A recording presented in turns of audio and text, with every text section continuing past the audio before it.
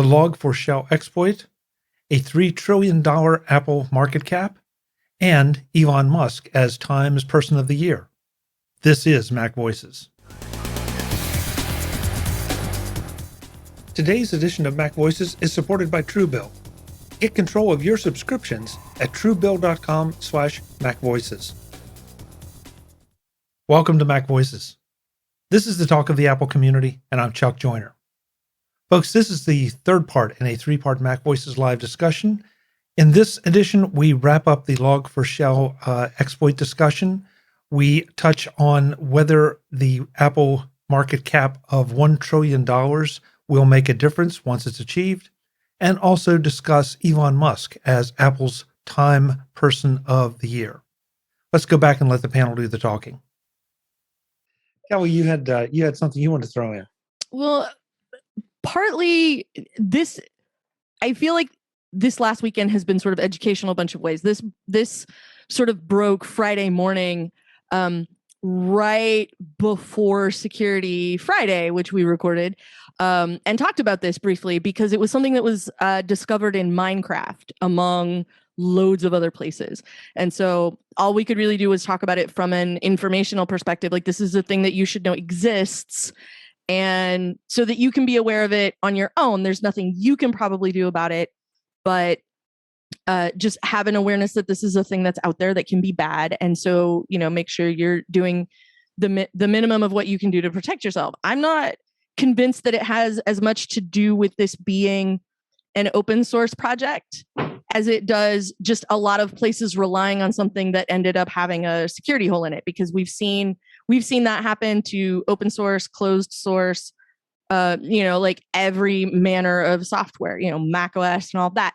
So it seemed like one of the notable things to me about this, and this may be something that David didn't realize until now, and yes, I'm pulling you in on this one, David, is that at my day job, we use a lot of web services that generate log files, and it was interesting to see what the response was from all the different places from all the different online tools that I use anyway, that put out some sort of statement like, we don't use this, so you don't have to worry about it here, or we do use this and we've patched it on our end. There's nothing that you have to do, or we've patched it on our end and the old one doesn't work anymore. And so you have to update if you want to continue to use the client piece of this or whatever. And that's part of what was interesting to me, was like, there are still places. This broke Friday morning. It is now Tuesday evening, and there are still places that I have not heard an official statement from one way or the other. And like, what different services responses are to that has sort of been an educational thing in its own right, which while this is in fact not great, that has been sort of an interesting side effect of it, is like, here are the people that actually care about it. Here are the people who want to make sure that there's transparency in the process and that kind of stuff. And then the ones that kind of can't be bothered. And so it's been interesting to see like which companies fall into what buckets as this has continued to unfold. Yeah, that was scary. Definitely scary about that when that went down. Yeah. Well, that's it. When you started hearing some about this stuff, as Kelly said on Friday, and they were making it out like this is a really big deal, and it is. But the thing that seemed to be absent was, okay, what can you do about it? And as has been said here, not a lot. Yeah. So yeah, be aware, because maybe a service you use is acting weird, and that this could be part of why. Or if you see something with a weird name that's trying to connect to your network or something like that, like, no. So, yeah. But I mean, I really think that the point by most of these hacks is not to target on the individual user per se, but to try to pull out the richness of a customer or contact database that the hosting site has, because there's much bigger market for selling something like that than just for selling one or two people's IDs. Whereas if you have 5, 10, 20, 70 million all at once, that can command real money. So I'm curious, is anybody else paying attention to this?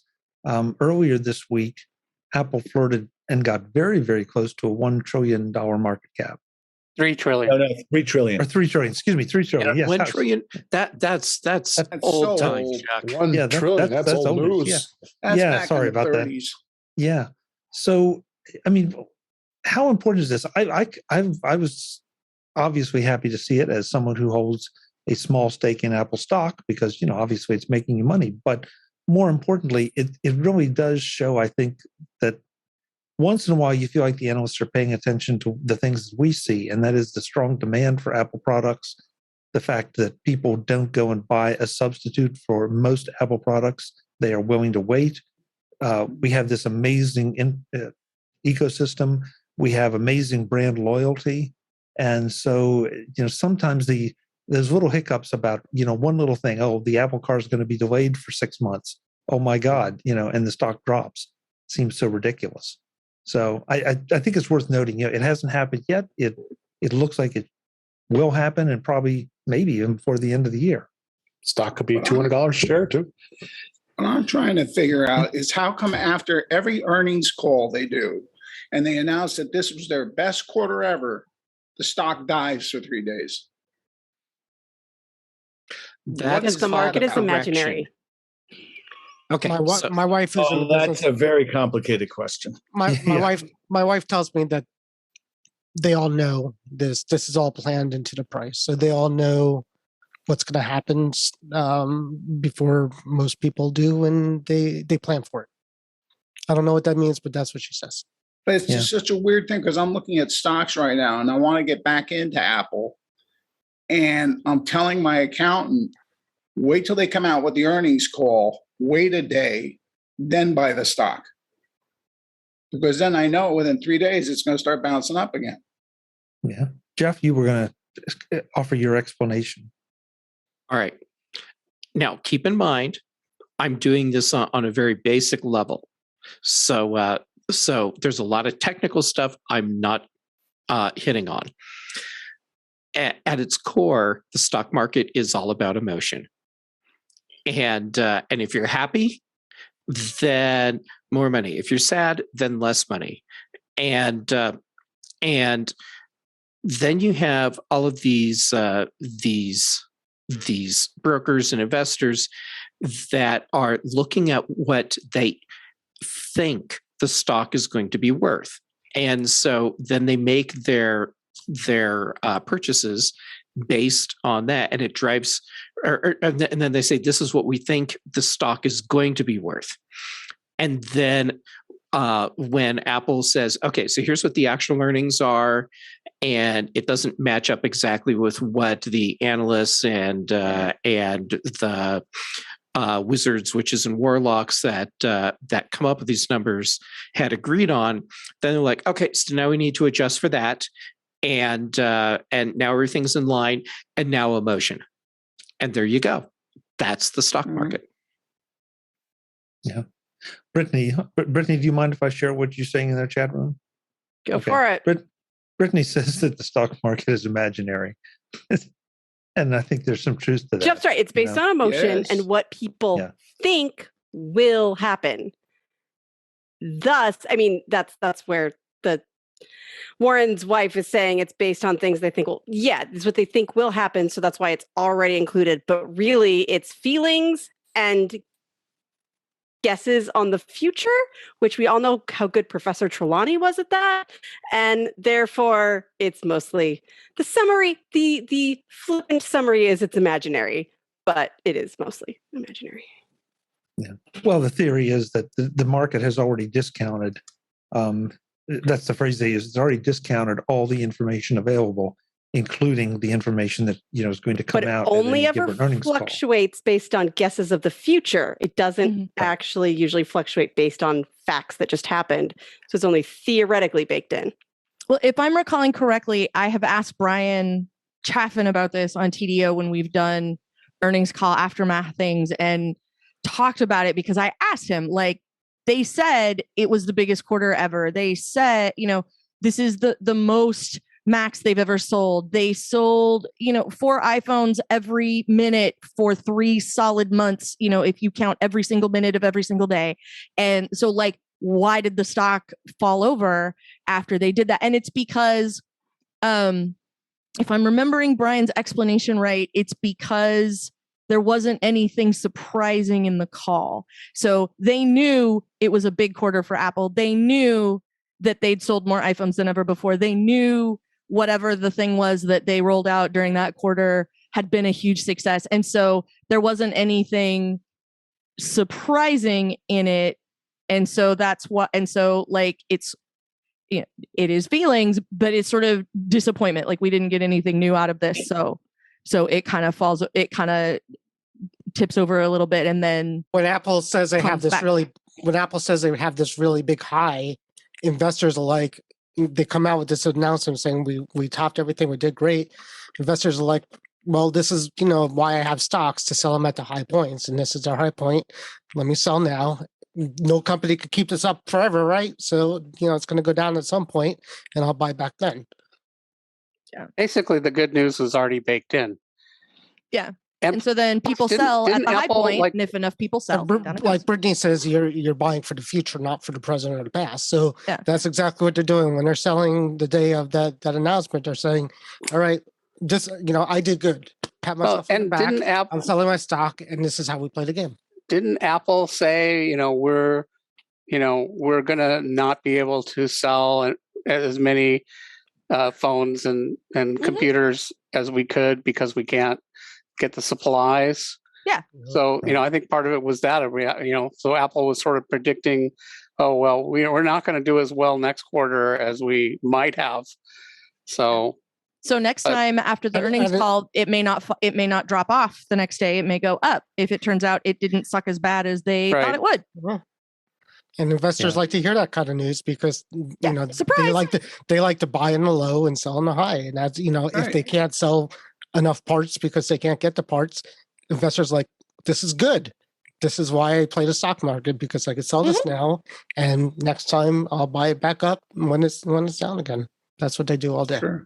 And you feel like whenever it takes a run at a new high, or at a mark like the 3 trillion market cap, that there's a lot of profit taking. Somebody says, I know I can't hit it at exactly the high, so I'm going to take my profit and get out now. Webb in the chat room says in the end 3 trillion is just bragging rights. And yeah, you're right. I mean, it's something to root for, but I don't think it really affects any of us, whether we invest or not. I was just going to say, like Brittany said, the stock market's not real. It's all pretend, but Bitcoin, that crap is real. So, but its influence is real. It's real. Oh boy, real. The influence is real. It can ruin people's lives or help them become richer. It's perfectly capable of doing that. Just because it's the product of some people's imagination doesn't mean it doesn't have real influence. Bitcoin and stocks are all the same thing. Selling nothing that does not exist except on a piece of paper, and that paper changes all the time. So. We're starting to run short on time, and there were a couple things I wanted to get to, but one that is completely unscripted. Time named Elon Musk their man of the year. Oy. Okay, so Warren just gave it a thumbs up. David groaned, and I didn't get to see everybody else. Doesn't it feel like 5 years too late? I groaned inside. You groaned inside? Okay. Not if you're Elon Musk. He's probably happy now. Jeff just took a big deep breath, so I want to hear what he has to say. Okay. So here's the deal. Most people misinterpret what Time Person of the Year is. Time Person of the Year is not the bestest, most awesomest, everything is awesome person of the year. It's the person that they feel had the most significant impact on the rest of the world events. Negative or positive. Yeah, and so it's not about negative or positive, it's about overall impact. Was Time's Man of the Year at one point back in the 30s. Right. And it wasn't because he was so awesome. In fact, it was quite the opposite. But with Elon, we're looking at someone that has had a very big impact around the world. And you can decide if you think he's a good person or not. And so this is not an honor necessarily. This is an observation. This edition of MacVoices is supported by Truebill. Get control of your subscriptions at truebill.com/MacVoices. Do you take advantage of lots of those free trials that ask for your credit card? And then you forget about them, right? And the charges start racking up until you discover them on your credit card statement. If you discover them on your credit card statement. We all racked up a lot of streaming subscriptions over the last year, and half that we're not even watching anymore. It's time to take control of your subscriptions with Truebill. Truebill is the new app that helps you identify and stop paying for subscriptions you don't want, need, or simply forgot about.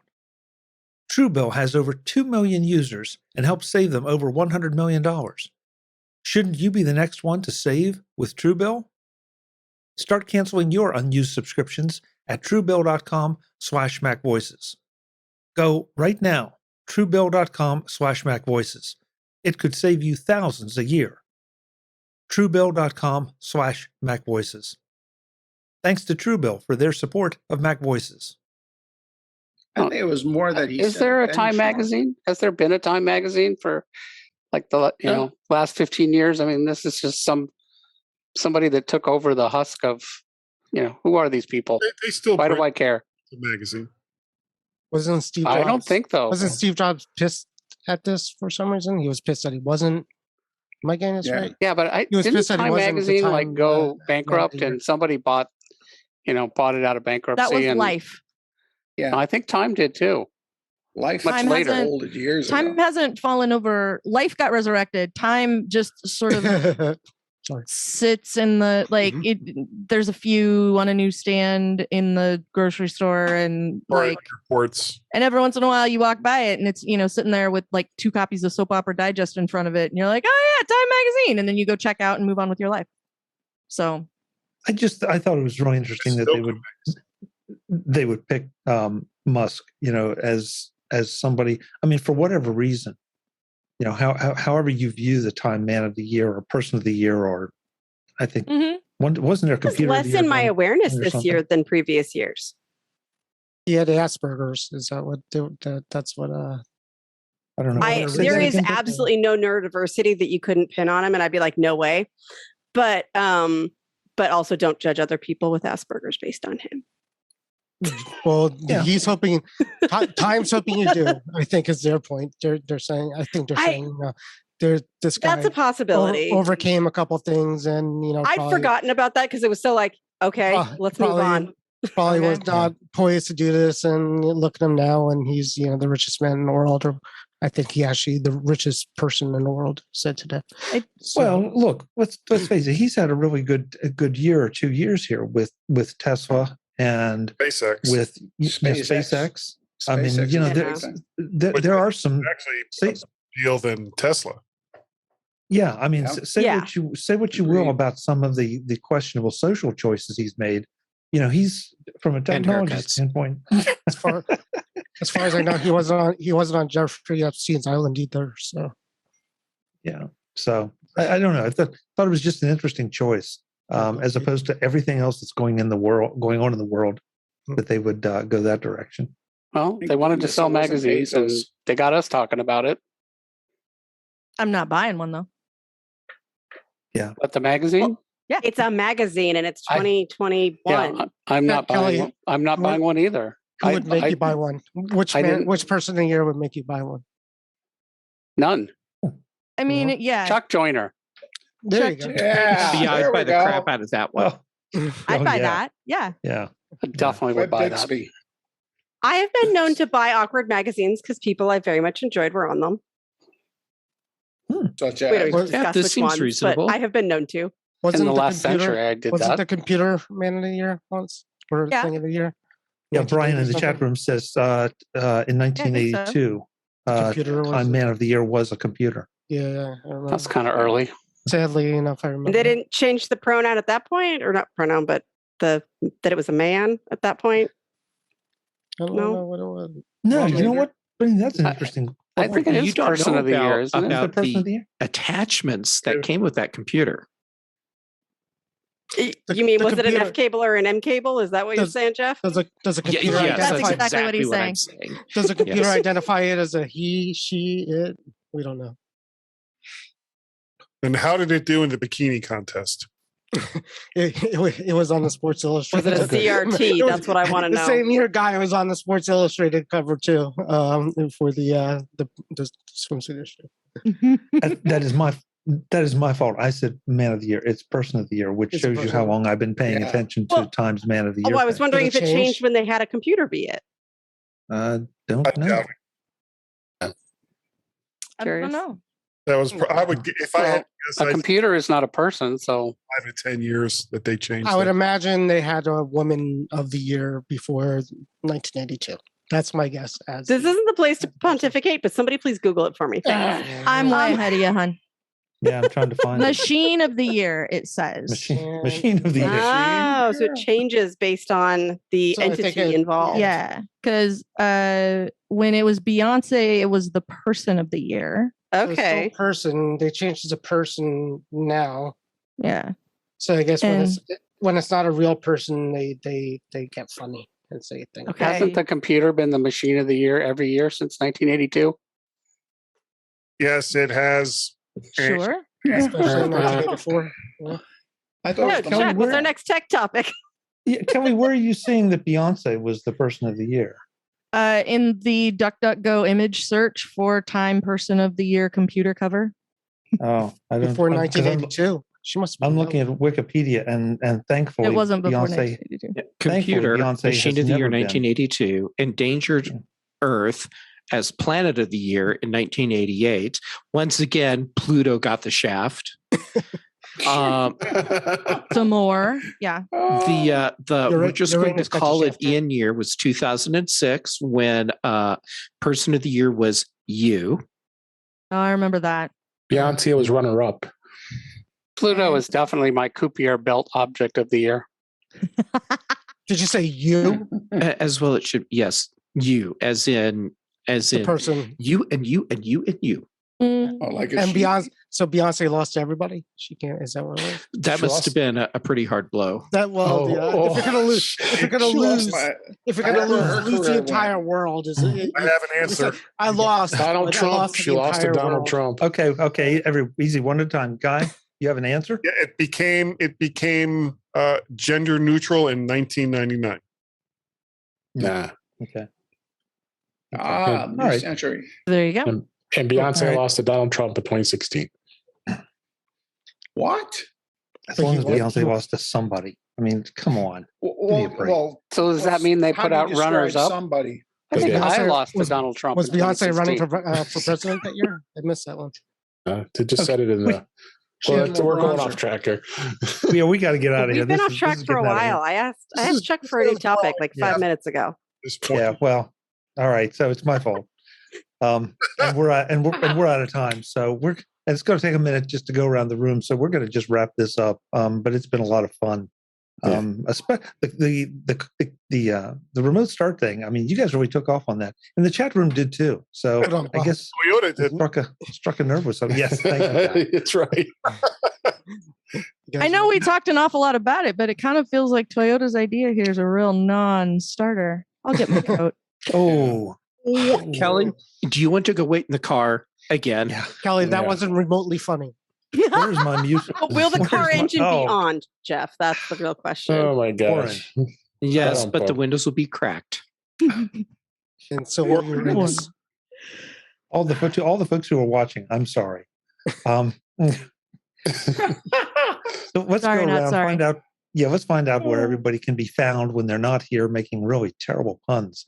And I'm going to flip it around this time. So we're going to start with Brittany. Brittany, thank you for being here, you and your fuzzy microphone. Where can you be found when you're not here with your fuzzy microphone? Thanks for having me, Chuck. ABA. Me and my occasionally fuzzy microphone can be found on Twitter as ADD Liberator and YouTube also as ADD Liberator. Great. And that's Thanks so where you much can for find being me. here. Thanks. Warren Sklar, I know folks can find you in your Tesla. Where else can they find you? Well, right now, not right now. I'm not there in the Tesla now, as far as you know. I am doing the show. We're doing one on Thursday, Dave. We're doing Yes, we are. iOS. So I'm doing that. And then Facebook, Back to the Future group is hopping. It's hopping. Okay, sounds good. Kelly, you and your amazing Christmas tree. Where can you be found? I cannot. I know I am occasionally given to overstatement, and I am understating the magnificence of this Christmas tree. I'm here to tell you. You'll see it soon. You can find me 5 days a week hosting the Mac Observer Daily Observations podcast over at macobserver.com. You can find me as one of the hosts on the I Want My MCU TV podcast over at the Incomparable Network. You can find me other places on the Incomparable Network talking about different things. Friday night, you can find me watching the brand new Spider-Man movie. And the rest of the time, you can find me on Twitter as Verso. Excellent. Thank you, Kelly. Good to have you as always. Mr. Jim Ray, where can folks find you? In my 2006 Toyota Prius that has no remote start. And where else? That's it. That's it. I just drive around Aimlessly. endlessly. No, aimlessly, because you don't have your. Because you have a map. Where are you going? No one knows. I've got maps up the wazoo. I've got the map in the car. I've got my iPhone. Paper maps. Yeah. There's an and I guess atlas in the trunk. Yeah. no, I got rid of the atlas in the trunk. I used to have a box full of Thomas guides. I don't know if any of you know it. Oh, yes. Thomas guides. Mhm. The AAA guides. No, Thomas guides the whole. I mean, if you're from California, that's From the East Coast, we have AAA like guy where they we have AAA. You know, but they would AAA's map out- everywhere. they map out your trip, And and then like you would just the have that triptych. specific map. Yeah, But we did have Yeah, we those. had it rough. But we we had these Thomas guides that were like a whole book, and that was like the Google Maps, and it got very dog-eared. And you had to pay to update them, surprisingly enough, even though they did not have remote start. So anyway, where can folks find you, Jeff? ProView, PROVUE.com, or on Twitter at ProViewJim, PROVUEJIM. And, I think last time you sent out a call for people to follow me on Twitter, and didn't you? Oh, yeah. Wasn't that here? Yeah. Yeah, I did. Yeah. And Frank did. Yeah, Frank definitely did. I think I got 2 people out of that. Yeah. So I'm still waiting to check. Okay, for the record, I was already following you. Yes. You build it up slow. Thanks for being here, Jeff. Jeff Gamet, he of the big white microphone. Where can we find you? Hey, I'm just part of the Road Podcaster Club. That's all I'm saying. All right. So when I'm not riding around aimlessly with Jim in his 2006 Prius, I am hanging out on Twitter and Instagram, JGamet on both, youtube.com/JGamet for my videos, on Thursdays on The Big Show, Fridays on The Mac Show, occasionally on In Touch with iOS with Dave, and other shows. I get around. Great. Thanks so much for being here, Jeff. It's always fun. And I'm glad that you remembered it was Tuesday. Yeah, well, thanks for reminding me it's Tuesday. I just felt the need. Yeah. Since we weren't here last week. Guy Serle, where is the best place for folks to locate you? Oh, over on the Twitters, Mac Parrot or VertShark. VertShark.com is the website. MyMac.com is the podcast. Oh, let's see. What else? I guess, VertShark over on YouTube. So like, share, subscribe. That's all you got to do over there on the YouTubes. And that pretty much covers. Oh, Guy's Daily Drive, where I drive in a car that I don't have maps going, and speak when I probably shouldn't, but I do. And not watching the road either. What road? Isn't that your Where slogan? he's going, I speak where I probably shouldn't. Roads. Well, no, that's not a slogan. That's a way of life. That's a lifestyle decision. Yeah. Oh man. See? Yeah. Also, I have this today. People are George leaving and the chat room in droves. George and Grace. And they're at Sarah something Institute. Yeah. Anyway, David Ginsburg. Yeah, my control is completely gone. David Ginsburg, where can folks find you? You can find me at In Touch with iOS at intouchwithios.com. And you also can find me on the Mac Show on the British Tech Network. You can find me on and follow me on Twitter at DaveG65, YouTube on youtube.com/DaveG65. And thanks for having me, Chuck. George? I said Chuck. George. Okay. All right.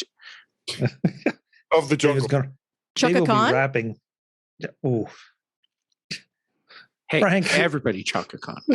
Everybody Chaka-Khan. Everybody. Chaka-Khan. That's all I want to do. Oh boy. Frank, it's great to have you back. I don't know why you came back, but I'm so glad you did. I'm going to be thinking about that while I'm laying in bed tonight. Oh, please. Yeah, I bet you are. Where can folks find you? You can still find me doing a monthly review on Screencast Online. You can find me here. I'm going to be back on Tuesday nights, I guess. And I'm doing a special piece for NazillaCast, hopefully this weekend if I get it recorded. And just on ympnow.com is my blog, and at fpetrie on Twitter, and at PHRANKY at Instagram. Excellent. Thank you, Frank. Thanks for having me here. Yeah, and I want to make sure folks knew Mark Fuccio got pulled out. He dropped us a message in chat, said he had to go. He can be found on Twitter as at Mark Fuccio, and also on LinkedIn are his preferred contact places. He's banging on Guys, the Toyota dealer. Yeah, really. Thank you to all of the panelists. Thank you to everyone in the chat room who's been contributing tonight. It's been a very busy chat room, and that's always where it's the most fun. So if you aren't joining us on Tuesday nights live, then you're missing out on a whole lot of the interaction and the fun. And if you are, then great. We'd love to having you here. So if you are, you know what you did. And if you're not watching the recorded version either, you're really missing out. You are really missing out. You brought it on yourself. That's been all edited. You're missing out on Guy petting his cat, and I'm not sure what Warren's doing with his dog. Oh, they're kissing. I'm missing Guy petting his cat. It's behind my plexicam. It's time to go. Yeah. It is. It's way past time to go. My dog is telling me I need to go. Yeah. So Tuesday nights, 8 p.m. Eastern, 5 p.m. Pacific, right here on youtube.com/MacVoices TV is where you'll find us next Tuesday night. We hope you'll join us. Until then, this is MacVoices. I'm Chuck Joyner. Thanks for watching. Visit MacVoices.com for show notes and to connect with Chuck on social media. Get involved in our Facebook group or like our Facebook page, and get more out of your Apple tech with MacVoices Magazine, free on Flipboard and on the web. And if you find value in it all, consider supporting us through either our Patreon campaign at patreon.com/MacVoices, or by making a one-time donation via the PayPal link on our front page and in the show notes of each episode. You will join these fine people who help bring you Mac Voices.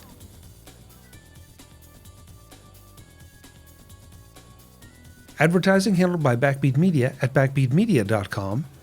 Bandwidth provided by CacheFly at cachefly.com.